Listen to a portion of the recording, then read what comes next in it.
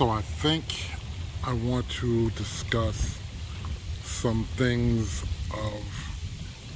or some reasons why we can't wait until we get to the homestead. It's a few different reasons. I don't want to discuss all of them. I'm just going to mention a few. So, for you guys that are wondering, why would somebody want to move way out in the desert, in the middle of nowhere, with nobody there, then watch this video, because this is for you. Oh, and for you guys that are, because I'm going to put this on my other platforms, go to H_T_homestead and follow us on YouTube so you can see the progress and the things that we go through from building a whole desert landscape that is bare and barren into something that is our oasis. Stay tuned. Oh, play my song. Every single day, I'm gonna make something great. That's my way. Every single day, I'm gonna make something great. That's my way.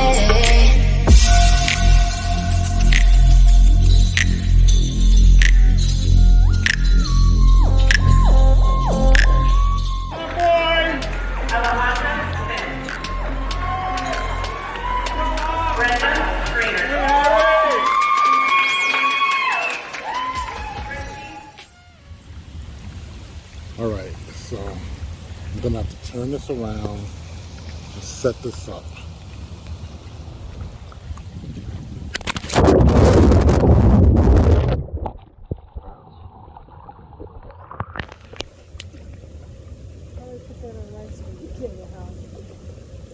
Okay, so for y'all that just saw that, it's still filming. The phone is completely submerged in the water. Completely. I don't know. Hopefully I can still record here, but it definitely went to the bottom of the pool, and I am going to continue this video. So, oh, for one thing real quick, that is an Android Samsung phone. Can iPhones do that? Leave your comments below. Let me know. You seen.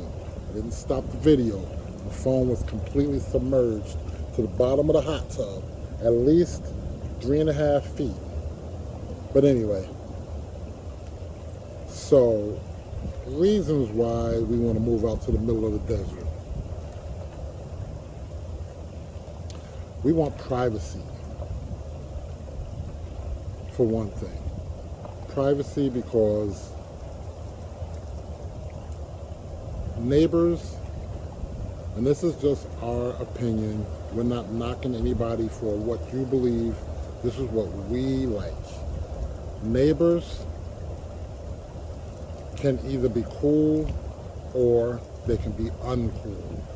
Let's just leave it PC like that. And if there's any neighbors that were cool enough for us, then we're gonna still be able to go visit, have them come visit us. We can hang out together, whatever the case. But there's too many that are uncool for me. And one can be enough to be uncool. We've ran into, for the experience that we ran into from getting our first home, from coming from New York, we ran into the problem of And I don't want this repetitive for the people that have been following us that knows why we left before, but we weren't able to enjoy the view because we were the first house built in our neighborhood. There was no other houses there, and as the houses were built, the view was gone. Then we had people who wouldn't park in their driveway, but they found it very comfortable for them to park in front of our house, leave their house empty in the front, and park in front of our house, not just with cars, but big vans. And we couldn't even see like the neighborhood. We had some awesome neighbors who offered, there's a lot of neighbors who offered us, oh, you can come sit on our porch, we don't have to be home, and all this and that. But at the end of the day, you want to be on your own property. Then we wanted to first go to an HOA neighborhood. Where we was like, yes, HOA is going to be awesome. We got the community pool, it's private. We got different weight rooms, grilling areas, recreational, basketball, just a lot of different things, a lot of different upscale things. And the key is upscale, a lot of different upscale things. Come to find out, the more that they built, there was 4 different developers that were building over 2,000 homes. So that big, oversized, extra Olympic-sized pool, it wasn't really crowded, but when it got to the point of 2 different times they had to shut the pool down because a person, somebody's dog, 2 different times, not the same dog, 2 different dogs, went number 2 in the pool. That wasn't cool. The backyard, when you have a single-story home, you don't have much of a backyard. Our neighbors had, surrounding neighbors who had the 2-story homes, they had much larger backyards, but for us, we really want something that we didn't feel limited with space. We want to be able to have so much space that we wouldn't have to worry about seeing somebody seeing us. We didn't want to worry about somebody with hearing their noise or vice versa hearing us. We ran into like neighbors that, and these were uncool neighbors, that like would, it's just, okay, so there's an instance, a neighbor had a pool being built, and they dig down, it wasn't really a large pool, they dig down about 8 feet under the ground. And they're gonna, and for y'all that don't know, Arizona has hard soil, it's hard. So we have the little irrigation system, and they're gonna ask us if our irrigation system that was timed, nothing broken, if we overflowed into, when they were building their pool, you know, when they dug it out before they did the cement and things, if our irrigation was overflowing into their yard. For those who know, once you have a pool built and you do the plumbing, they will run water through the plumbing to test how the water flow goes. Make sure there's no clogs, no this, that, the other, but the water does flow. So that this way they do that before they put the cement in. You would think the neighbors would give the respect and say, oh, no, we found out the problem or whatever, but they sure enough was asking was our irrigation disturbing their property. Wasn't at all.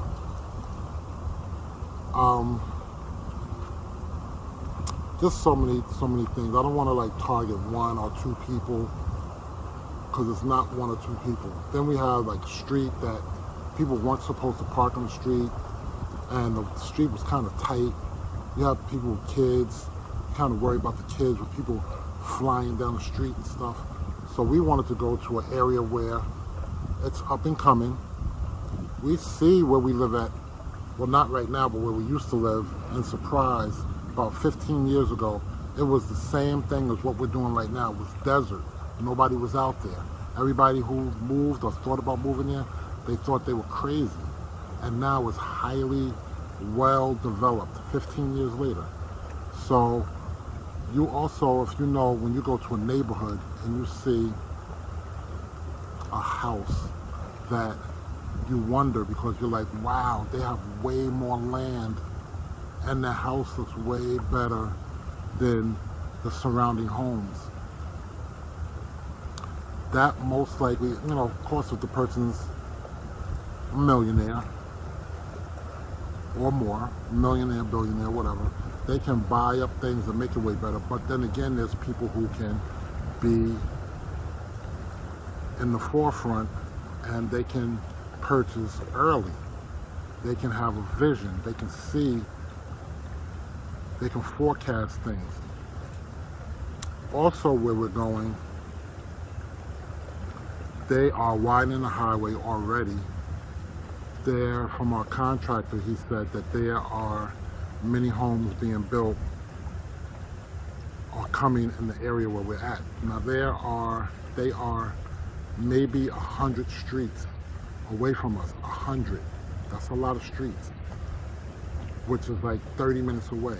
They might be 30 minutes away, but in all actuality, they're building out towards where we're going. So it's going to eventually catch up, and it doesn't have to rush. The whole point is, as long as they have other stores and businesses and factories that are being built in that town, which the town is huge, then that means things are coming. You have to travel so far for the supermarket, for shopping, for just different things, for gas and things like that. It's coming. It's on its way. The big plus, there is Bill Gates, who's building a smart city out there, and it's not just Bill Gates. It's somebody else, or I don't think it's one individual person, but it's some other type of city being built out there that it's like a 30-year in the making type of thing. So that means, like, yeah, it doesn't mean like, 30 years from now. That means that 3 years from now, whatever was out there, which is nothing, things will start to be up and coming. So if they're going to start building homes there, building businesses there once again, then that brings a lot of things there. It brings also, and most importantly out of everything, it brings value to the neighborhood. So what we paid for our land, what we paid for our home, it's going to multiply like 10 times what we are investing into it now. It might be even more, 10 times or more, but it's going to be at least 10 times more. Now, the house that we just had, where people said, oh, you're crazy for moving, what are you doing? Matter of fact, 6-7 months after we sold our home, which is 2 years into them clearly building, they're still building there. So people are like, why did you sell so fast? Because prices are, in a few years, price is going to double. Okay, a few years, price is going to double, but where we're at, the land value and everything is going to multiply way more and be way more valuable than where we came from. And where we came from, what we had is, what you see is what you get. That was it. What you see us getting ready to build from that we started in the beginning, that's only the beginning. We're going to be able to piece things together, add things on, build it up in time as things go. So it's very exciting, and I don't want to like drag this out, make it too long and stuff. I just want to let you guys know that we have completed another step in the process of getting closer to getting the build worked on. I still can't give you dates and times. I thought we were gonna start doing the well. Now we decided there's some other things going on. To get to the property, you have to go through a wash. To go through the wash, instead of paying twice, for somebody to do something, to go through the wash, then take it down, then for the people to build something permanent to go through there for doing the home construction. We just decided to hold off on the well and wait for the builders to do the permanent build and design that's going to go through the wash, so that everybody else can go through to get on the property where things are already done with egress and so like I said, it's a lot of layers to what we're doing. It takes a lot of time. We're dealing with raw desert, Mojave Desert land. Nothing's out there, nothing, nada. So just keep posted. Thanks for watching, thanks for being patient. I do want to keep you guys posted every now and then, just to let you know what's going on. I will be posting some other videos in the meantime, so that there's just some things to see and watch on the channel. So for everybody watching, comment. Everybody watching, comment anything, whatever you want. Even if you got hate, even if you think that what we're doing is gonna fail, comment. We want to hear everything. We appreciate all opinions, good, bad, and in between. Yeah, so thanks for watching. Oh, and also go check out Desert Baubles Breeder channel on YouTube and Instagram. Breeding and raising South African Mastiffs. You need one, the protection you need, I'm telling you. They're awesome. So thanks for watching, y'all.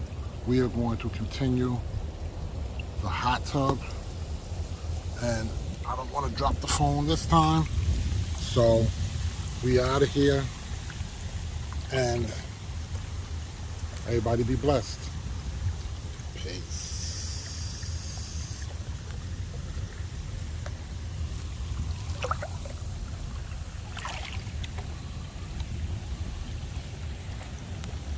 Oh, you have anything to say?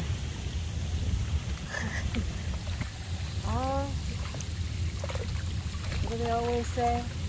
Press to subscribe. Love you all. See you next time.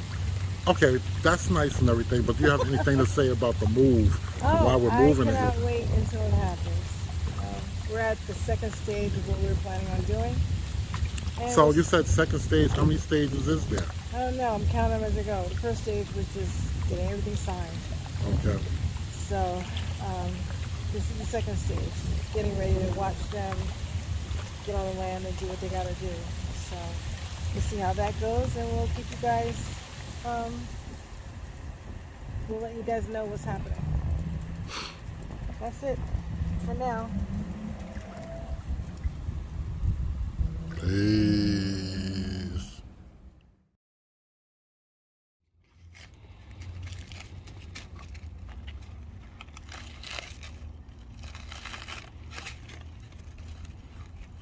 I'm telling y'all, don't have your palm trees looking crazy. We will have it. We will remove that old bark and have it looking fresh afterwards. Desert Bauble Tree Service, holla at your boy. We do all type of things.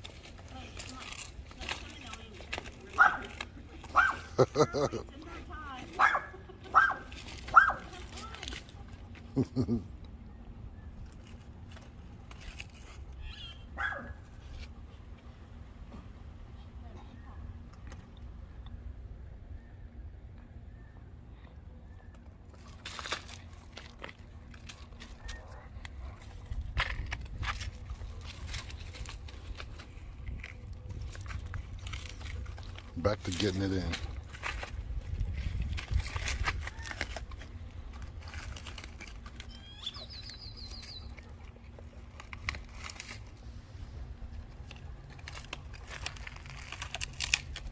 He's focused.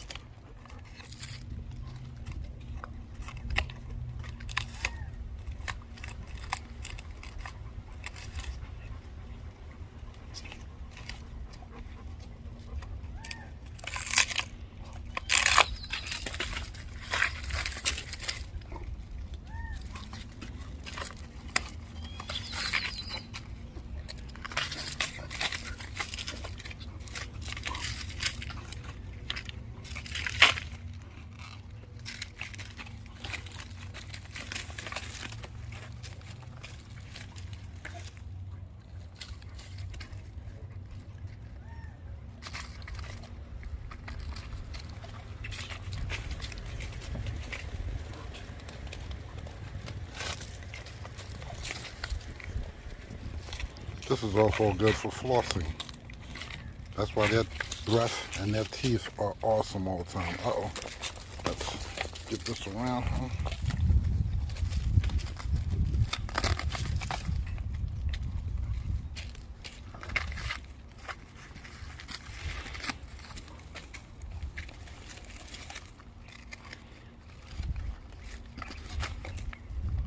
I'm going to have to pull them away. Because the people at the apartment complex, they didn't pay for this service. They going a little bit over and above now. Got to pay for this. We don't work cheap neither. Okay? We do excellent work. This is just a little tasty taste to just show you what services we offer. Who puppies out here doing this? Who dogs out here doing this? Have you seen any? I haven't. That's what you get when you get Desert Boreal breeders. You know what I'm saying? Desert Boreal breeder. We definitely have something extra, something different, something special going on. Holla at us, man. Holla at us.